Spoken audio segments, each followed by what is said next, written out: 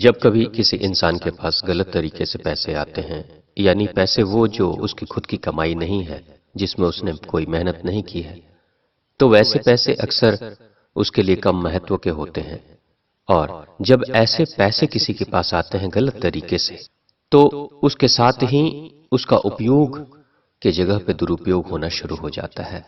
और उस दुरुपयोग से अनेक तरह की विषम परिस्थितियां प्रकट होती हैं, कई तरह के नियमों को तोड़ा जाता है, कई तरह के दुर्व्यवहार भी किए जाते हैं, और उससे इंसान जो उसका दुरुपयोग कर रहा है उसका तो पतन होता ही है, साथ में दूसरों के जीवन पे भी उसका प्रभाव पड़ता है। महाभारत की कथा में दो पात्र बड़े महत्व के हैं। एक दुर्योधन।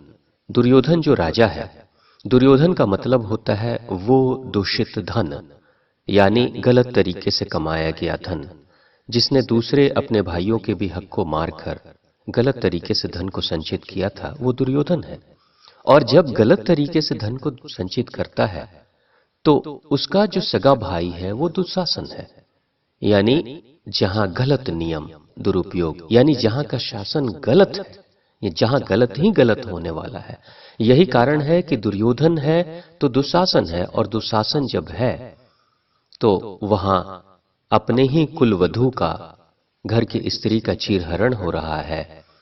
सगे भाई बैठकर जुआ खेल रहे हैं, शराब और मदिरा में जा रहे हैं, पूरे कुल के इज्जत और मान प्रतिष्ठा को ताक पर रखकर उसके सम्मान की चिंता किए बगैर जो चाहते हैं वो कर रहे हैं, जिसका नतीजा ये होता है पूरे कुल का नाश कर डालते हैं। खुद का नाश तो करते ही हैं, साथ में पूरे कुल का भी सर्वनाश कर डालते हैं।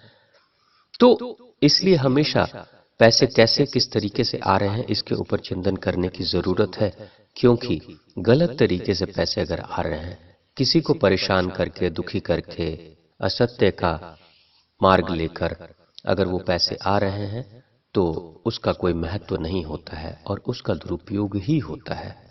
और इस दुरुपयोग से जिसके पास पैसे आते हैं उसके, और जो लोग आसपास में होते हैं उनका, सबका कहीं न कहीं जीवन में उनके नकारात्मक ही स्थितियां आती हैं, जिसके कारण से उसके जीवन का विनाश होता है।